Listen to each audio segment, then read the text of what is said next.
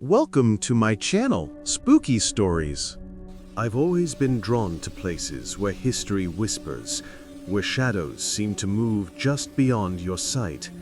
Surrey isn't just beautiful, it hides secrets that can make your heart race. Ancient inns, castles, and forgotten streets hold stories of lives long gone, echoes of laughter, sorrow, and unexplained footsteps. Tonight, we explore the 10 most haunted places in Surrey, places where the past lingers, spirits roam, and if you're brave enough, you might just feel history watching you. If you're enjoying this spooky journey, don't forget to hit the like button and subscribe for more chilling stories. 1. The King's Head in Guildford. I still remember the first time I stepped into the King's Head in Guildford. It was a cold, rainy evening, and the warm glow of the pub felt like a refuge from the wet streets outside. I had heard whispers about the place being haunted, but I didn't think much of it. I was just looking for a quiet corner to enjoy a pint and maybe jot down some thoughts. The pub was cozy, with old wooden beams and a slightly musty smell that spoke of centuries of history. I found a small table near the fireplace and settled in. For a while, everything seemed normal, just the low murmur of conversations, the clinking of glasses, and the soft crackle of the fire. But then, something strange happened. I noticed a figure moving out of the corner of my eye near the hallway that led to the old rooms upstairs. I turned, but no one was there. A shiver ran down my spine, and I tried to brush it off as my imagination. But as the evening went on, the feeling of being watched didn't leave me. I overheard an elderly bartender telling a story about a former landlady who had died tragically in the pub. People claimed they often saw her walking the halls at night, and sometimes they could hear faint whispers calling their names. He also mentioned sightings of a young girl in a Victorian dress lingering near the bar or vanishing into the shadows as if searching for something lost long ago. Curiosity got the better of me, and I decided to explore the hallway. The wooden floor creaked under my feet, and the air grew colder with each step. I could almost feel someone's presence beside me, but when I looked, there was nothing. I reached the end of the corridor where the old back rooms were, and suddenly a cold gust of wind blew past me, even though the windows were closed. That's when I glimpsed her, a fleeting image of a girl in a frilled Victorian gown, her pale face turning toward me before fading into the dim light. I froze, my heart racing. I left the hallway quickly, feeling a strange mix of fear and excitement. Back at my table, I couldn't shake the feeling that I wasn't alone. It was subtle at first, just a sense of movement, a whisper too faint to catch, but undeniably there. That night, I realized the stories were not just rumors. The King's Head carries centuries of history, laughter, sorrow, and loss, and in its shadows, the past lingers. Even now, when I tell people about that night, they think I'm exaggerating. But I know what I felt, the icy touch of the unseen and the unmistakable presence of someone or something watching quietly from the corners. The King's Head isn't just a pub. It's a place where history breathes, and sometimes history doesn't let go. 2. Betchworth Castle.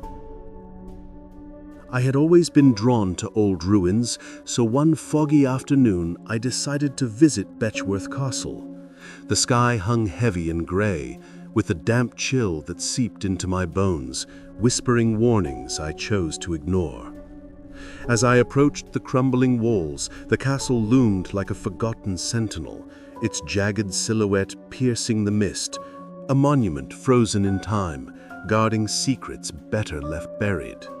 With each step along the overgrown path toward the main gate, I felt the weight of unseen eyes, and faint echoes of centuries past seemed to murmur just beyond hearing. The castle enveloped me in an eerie stillness, broken only by the harsh caw of a distant crow or the insidious rustle of wind through skeletal trees. I wandered the perimeter, my footsteps muffled by the damp earth, peering into shadowed archways and yawning empty rooms where darkness clung like a shroud.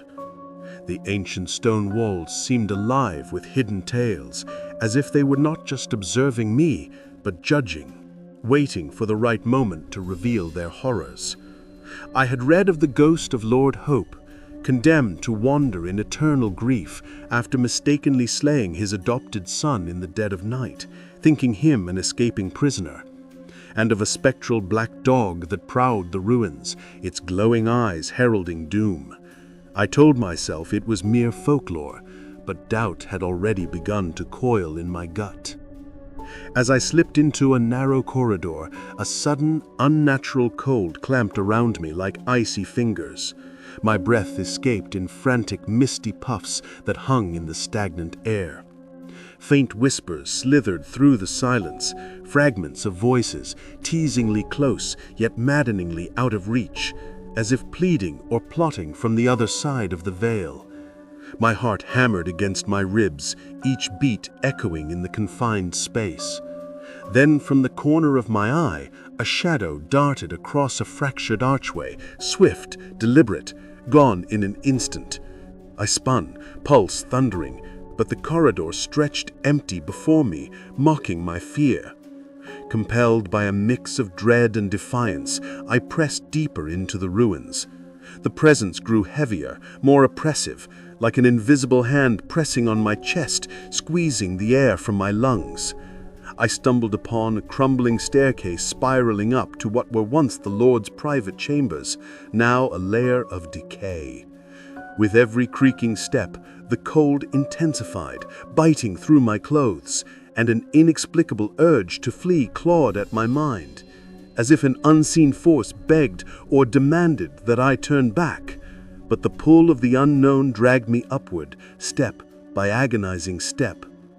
At the top, in the dim haze, I saw him, a tall figure materializing among the ruins, a man in antiquated attire, his form translucent yet solid enough to chill my soul. He stood motionless, staring out over the fog-shrouded valley, as if eternally awaiting a redemption that would never come. The air thickened with his grief, a suffocating wave of loneliness spanning centuries, crawling over my skin like invisible insects. He neither moved nor spoke, yet his presence screamed of unrelenting sorrow. Then, from the shadows below, a low guttural growl reverberated through the stones, and in a heartbeat I caught the glint of glowing eyes, the black dog, its silhouette slinking through the undergrowth, dissolving into the encroaching mist like a nightmare unraveling. I retreated down the stairs in a blur, heart slamming, breaths ragged, and fled the castle grounds without looking back. But even as I hurried toward the village, the fog closing in behind me, I felt those spectral eyes boring into my back, an indelible imprint of sorrow and loss that clung to me, whispering that I had awakened something ancient. Betchworth Castle isn't just ruins, it's a threshold where the past refuses to die, and sometimes it reaches out with cold, insistent fingers to those foolish enough to linger. 3 Heraldsley Drive, Horley. I had heard the rumors for years, stories whispered by locals about Heraldsley Drive in Horley, tales of a street that stirred to life under the cover of night, haunted by the relentless footsteps of soldiers from a forgotten era, their battles echoing eternally through the veil of time. One faithful late evening, as shadows lengthened and an uneasy hush fell over the town, curiosity gripped me like a vice, compelling me to venture out and confront the legend myself. The sun had set below the horizon, leaving the street shrouded in a dense, swirling fog that distorted every shape, turning the mundane into something sinister and otherworldly. As I tread along the narrow road, the air thickened oppressively with each hesitant step, pressing in like an invisible barrier. The old houses loomed on either side, their windows black voids that seemed to stare back, leaning inward as if eager to murmur unspeakable secrets into my ear, secrets too harrowing to utter in the light of day. My pulse throbbed in my temples, accelerating despite my desperate attempts to rationalize. Just weathered buildings, groaning timbers, the deceptive tricks of the wind, nothing more. But as I neared the ominous curve where the ancient battleground was said to bleed into the present, a razor-sharp chill sliced down my spine, freezing me in place. It began subtly at first, a barely perceptible drumbeat, faint and rhythmic, like the distant thrum of an approaching march, teasing the edges of my hearing. I halted abruptly, ears straining against the silence, my breath shallow and ragged. Then it swelled, unmistakable, the heavy thud of boots pounding against unseen cobblestones, the synchronized cadence of a phantom army advancing inexorably. I whirled around, heart slamming, but the street stretched desolate before me, the fog twisting forms into ghostly illusions that dissolved upon closer scrutiny. My breath lodged in my throat as spectral whispers slithered through the mist, snatches of barked orders, desperate warnings, faint yet piercingly urgent, as if issuing from throats long silenced by history. Fueled by a perilous mix of terror and morbid fascination, I forced myself onward, each footfall echoing unnaturally loud in the void. Shadows writhed unnaturally at the fog's periphery, coiling like living entities, and through the haze I glimpsed them. Ethereal figures in tattered ancient military garb, standing sentinel in the distance, their hollow eyes fixed on me with an accusatory gaze. Every step grew heavier, every breath tighter, as the very air throbbed with the residual agony of lives extinguished centuries ago. I recalled the chilling accounts I'd once dismissed, wanderers plagued by marching echoes, soldierly apparitions appearing from nowhere, or the icy brush of an invisible hand. But in that moment, belief clawed its way into my core, unbidden and unrelenting.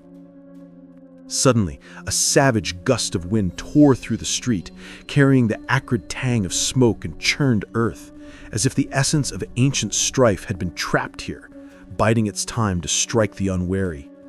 I reeled backward, heart thundering like a war drum, as the pounding faded into oblivion, replaced by a suffocating silence that pressed against my chest like a weight. I fled Haroldsley Drive in a panic, glancing over my shoulder, the dread tightening with every step, convinced that something pursued me through the fog. Even now, passing by in the deceptive safety of daylight, the street appears ordinary, almost inviting, but I know the truth. Haroldsley Drive is a rift where the past festers undying, where spectral soldiers continue their eternal march, and where the fragile barrier between the living and the echoes of the departed frays to a thread, ready to ensnare anyone foolish enough to tread there. 4. Waverley Abbey House. I had always been fascinated by ruins, but nothing had prepared me for the insidious chill that permeated Waverley Abbey, a place where the veil between eras felt dangerously thin.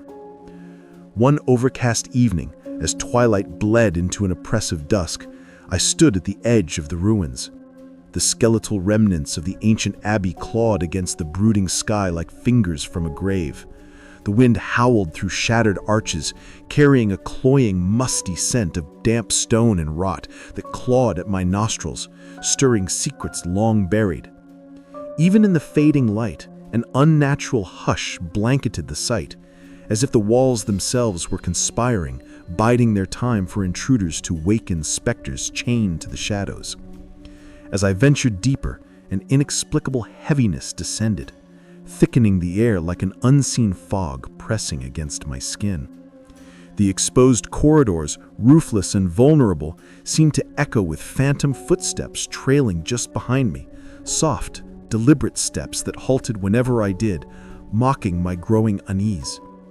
I froze near a crumbled doorway, my breath hitching as a low, mournful sigh slithered through the stillness.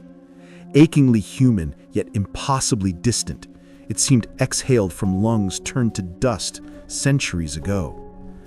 My heart thudded erratically, and I clung to the fragile lie that it was merely the wind.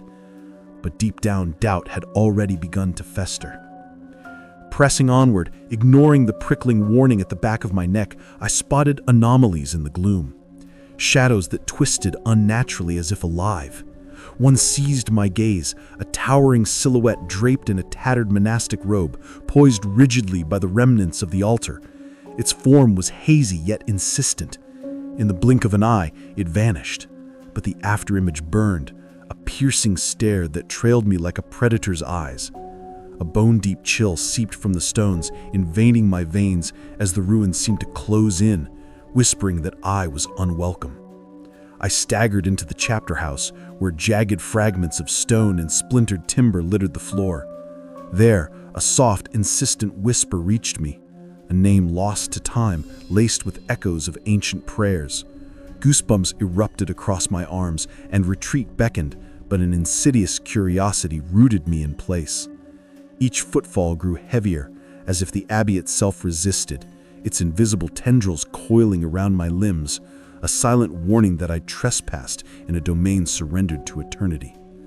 Suddenly, a ferocious gust of wind tore through the ruins, scattering debris that clattered like skeletal bones. In its wake, I glimpsed motion, an ethereal figure gliding across fractured arches, fluid and foreboding. The invisible scrutiny intensified, eyes relentless, boring into me from the voids. Words failed me. I could only gasp, heart hammering in the desolation. At last, I retreated to the perimeter, casting a final, haunted glance back. Even from afar, Waverley Abbey pulsed with a malevolent life, as if its monks, bound by vows unbroken in death, lingered not in peace, but in watchful unrest. I left with a profound reverence laced with terror. Waverley Abbey isn't mere ruins, it's a liminal snare where time clings relentlessly, and sometimes the bygone extends icy fingers to ensnare the bold who intrude. 5. The Punch Bowl Inn, Oakwood. I had always been drawn to old inns, and the Punch Bowl Inn in Oakwood Hill had a reputation that both intrigued and unnerved me. One chilly evening, I found myself approaching the inn, its timbered exterior glowing faintly in the dim light, a beacon of warmth, or so I thought. The air was thick with the scent of wood smoke and damp earth, and a low fog curled along the cobblestone path leading to the entrance. Locals had whispered for years about unexplained noises, shadowy figures, and the lingering presence of past patrons who never truly left. Stepping inside, the warmth hit me first, a comforting contrast to the chill outside. The interior was charming, filled with aged wooden beams, worn floorboards, and the faint tang of history lingering in the air.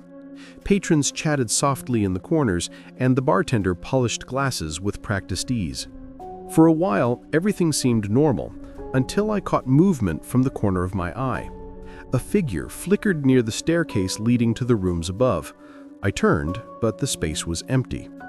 Unease began to creep in as the bartender shared stories of the inn's haunted history. He spoke of a former landlord, an old bearded gentleman said to have met a tragic end in the middle upstairs bedroom. Patrons had claimed to have seen him wandering the halls at night, banging on pipes, and even calling time at the bar. He also mentioned a mischievous woman named Mary, who appears in old photos and sometimes manifests as a gray lady in a 17th century dress, walking across the restaurant before vanishing through a wall. And then there was the ghost dog, a spectral hound that prowls the grounds and sometimes slips inside, its low growls echoing from empty corners. Curiosity got the better of me, and I decided to explore. The staircase creaked under my weight, and the air grew noticeably colder with each step. Near the top, I felt it, a presence, subtle but undeniable, brushing past me as if acknowledging my intrusion. Then I heard it, the softest whisper, almost a sigh, echoing from one of the empty rooms, followed by a faint guttural growl that raised the hairs on my neck. My pulse quickened, and a chill ran down my spine. At the end of the corridor, I glimpsed her, a fleeting figure of the gray lady, dressed in a crinoline gown from another era, her expression sorrowful, yet watchful, silently judging. As she faded, movement caught my eye lower to the ground, the shadowy outline of a dog, its form dark and ethereal, padding silently toward me before dissolving into the gloom. I froze, a mix of fear and fascination rooting me in place. After what felt like an eternity, the presences vanished, leaving only the lingering sense of eyes, and perhaps paws, following my every move. I descended quickly, my heart still racing, and returned to the warmth of the common room. Even as I left the inn that evening, I couldn't shake the feeling that the Punch Bowl Inn was alive with memories, laughter, and grief of centuries past. It's more than just a building. It's a place where the past never truly lets go, and sometimes it reaches out to those bold enough to linger a little too long. 6. Brooklyn's Racetrack, Weybridge. I had always been fascinated by abandoned places, and Brooklyn's Racetrack in Weybridge held a particular allure. One overcast evening, curiosity led me to its empty, cracked tarmac, where the echoes of roaring engines and cheering crowds seemed trapped in the very air. The racetrack, once a monument to speed and ambition, now lay in eerie silence, overgrown weeds cracking through the asphalt and rusted barriers lining the edges. The wind carried the faint tang of oil and metal, and every gust sounded almost like the distant roars of engines, long gone but never forgotten. As I wandered along the main straight, I felt an inexplicable tension creeping over me, as if invisible eyes were tracking my every move. I had read stories of drivers who had died in accidents, their spirits said to haunt the track, replaying their final laps in endless loops. At first, I laughed it off, attributing the feeling to imagination, but the deeper I ventured, the heavier the atmosphere became, pressing down on me like a silent weight. I reached the old pit lanes where rusted tools and broken signage lay scattered like remnants of a bygone era. It was here that I first noticed movement, a shadow flitting across the abandoned grandstand. I turned sharply, but the space was empty. Yet the feeling of being watched persisted. Then I heard it, the soft hiss of tires on asphalt, followed by the ghostly echo of engines revving, growing louder and closer. My heart thumped in my chest as I spun around, but no one was there. Driven by a mixture of fear and fascination, I explored further. The track curved ahead, and I swear I saw a figure leaning over the railing of the grandstand. A driver in a faded racing suit, helmeted, motionless, yet unmistakably present. As I blinked, the figure vanished, leaving only a cold draft and the lingering sense that history itself was reaching out. I even thought I heard faint cheering, the ghosts of spectators long gone, carried on the wind as if celebrating a race that would never end. I left Brooklands that evening with a strange mix of awe and unease. Even in the safety of daylight, the racetrack seemed alive, as though the speed, ambition, and tragedy of its past still lingered, watching, waiting. Brooklands Racetrack isn't just abandoned asphalt and rusted metal. It's a place where the echoes of the past continue to race, never slowing, never forgiving, and occasionally reaching out to those bold enough to walk its haunted curbs. 7 Oatlands Park Hotel, Weybridge. I had always been drawn to historic buildings, and Oatlands Park Hotel in Weybridge had long intrigued me. One foggy evening, curiosity led me to its grand entrance, the stately facade glowing dimly in the mist, as if inviting or warning me inside. The air was thick with the scent of damp stone and polished wood, and the faint rustle of leaves whispered secrets carried through centuries. Locals had long told stories of ghostly figures roaming the corridors, sudden cold drafts in empty rooms, and the feeling that unseen eyes were always watching. Stepping into the hotel, the warmth and light were comforting at first. The lobby was elegant, with ornate furniture and soft carpets that muffled footsteps. For a while, everything seemed normal. the murmur of the night staff, the distant clink of glasses from the restaurant. But then I felt it, a subtle chill crawling over my neck, like a warning I couldn't ignore. From the corner of my eye, a shadow flickered near the staircase leading to the upper floors. I turned, but the space was empty. The receptionist, noticing my curiosity, shared some of the hotel's haunted history. She spoke of former guests who had never checked out in spirit, lingering in the hallways long after death. One room in particular was notorious. A guest had reportedly vanished without a trace, leaving only an icy impression on the bed where they had slept. There were tales of a lady in white appearing near the ballroom, her expression sorrowful, almost pleading. And some staff swore they had heard whispers in empty corridors or the faint sound of footsteps pacing alone in the dead of night. Unable to resist, I ventured up the staircase. Each step creaked under my weight, and the temperature dropped with every movement. In one long hallway, I felt it, a presence, brushing past me ever so slightly, acknowledging my intrusion. Then came the whispers, faint, fragmented voices, barely audible, carrying words I couldn't understand but felt deep in my chest. Goosebumps rose along my arms as my pulse raced. At the end of the corridor, I glimpsed her, the lady in white, her gown flowing as though caught in a gentle breeze, her face a mask of sorrow and longing. She faded as I blinked, leaving only a lingering sense of sadness and watching eyes.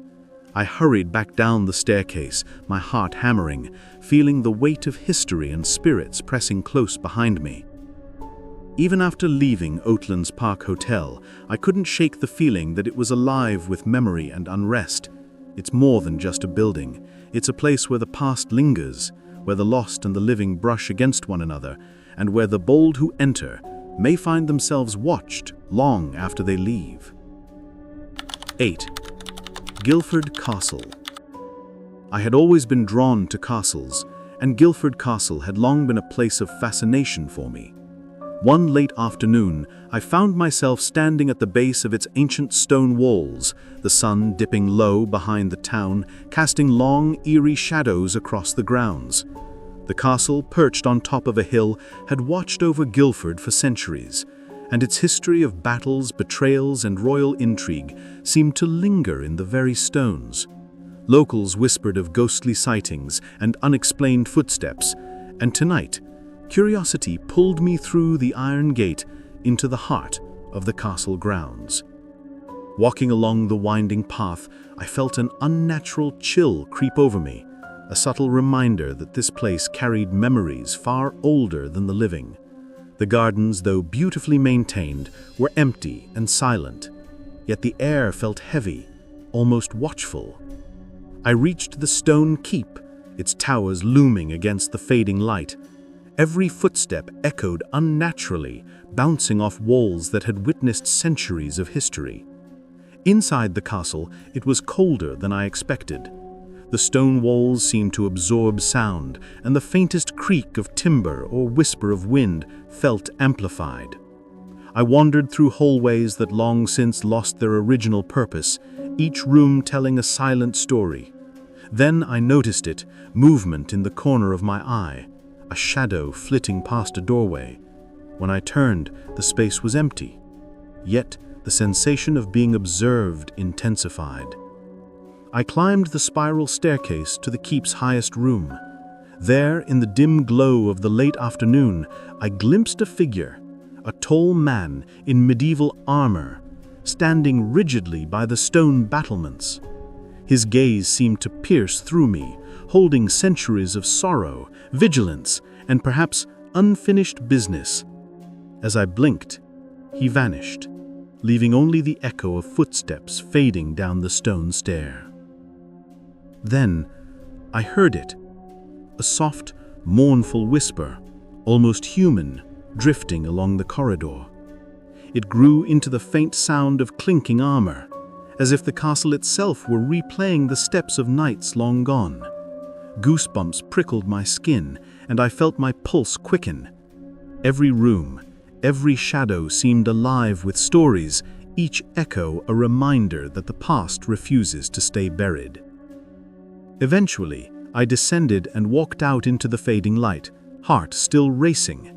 Even in daylight, Guildford Castle exuded a sense of watchfulness, as though its ghosts lingered, silently guarding their centuries-old secrets. 9. Nutfield Priory Hotel, Nutfield.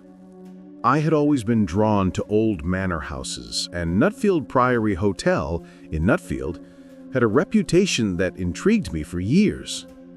One late autumn evening, I found myself approaching its grand facade, shrouded in mist, the sprawling ground silent except for the crunch of leaves beneath my feet.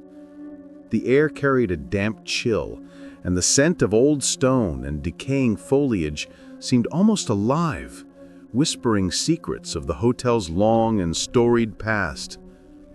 Locals often spoke of ghostly figures walking the corridors, cold spots in empty rooms, and an uneasy sense of being watched, and tonight I was determined to see for myself.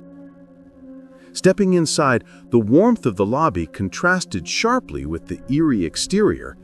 The hotel was elegant, with high ceilings, ornate woodwork, and the faint scent of polished oak mingling with the mustiness of history.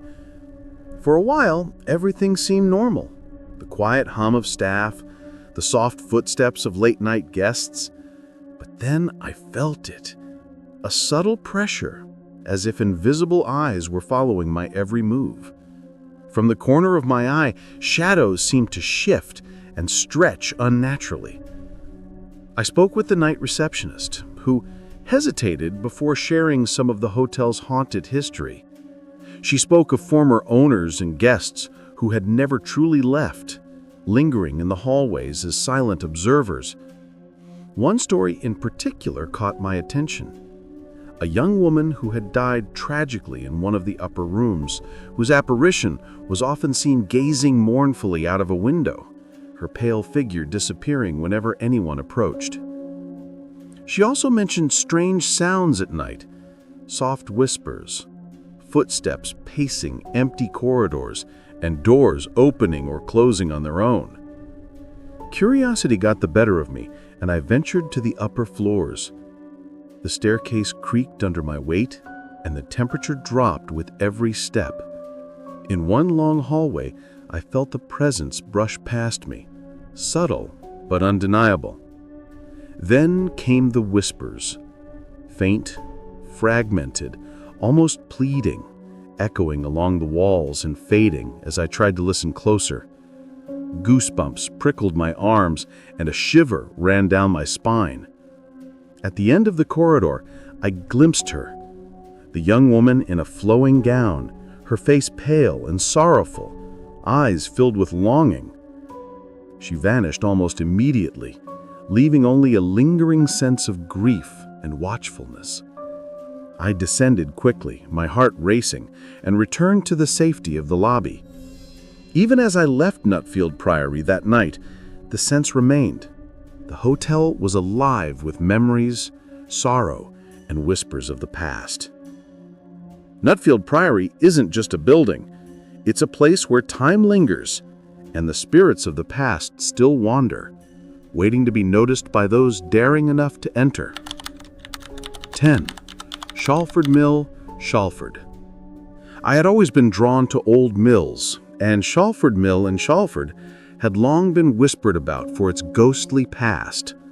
One damp evening, curiosity led me to its weathered exterior, the wooden beams creaking under the weight of years, and the sound of the river nearby adding a haunting rhythm. The air was thick with mist, carrying the earthy scent of wet wood and moss, and the faint echo of the mill's past operations seemed to linger in the silence. Locals spoke of mysterious apparitions, unexplained footsteps, and a lingering presence that unsettled even the most skeptical visitors. As I stepped closer, the mill seemed to breathe with history, its windows dark and hollow, yet somehow aware. The door protested with a groan as I pushed it open, revealing the interior bathed in dim light, dust motes dancing in the fading glow. For a while, everything seemed still. only the distant rush of the river and the creak of the old floorboards breaking the silence. Then I felt it, a subtle shift in the air, a presence brushing against the edge of perception, as if the past were watching, waiting. I explored cautiously, the smell of damp grain and old wood filling my senses. In the corner of the main hall, shadows seemed to twist unnaturally, and I thought I saw a figure, a mill worker from another century, paused mid-task before disappearing as I blinked. Locals had spoken of a tall, thin man, a former miller who never left the mill even in death, and a faint, eerie whistle sometimes echoing along the rafters, believed to be his.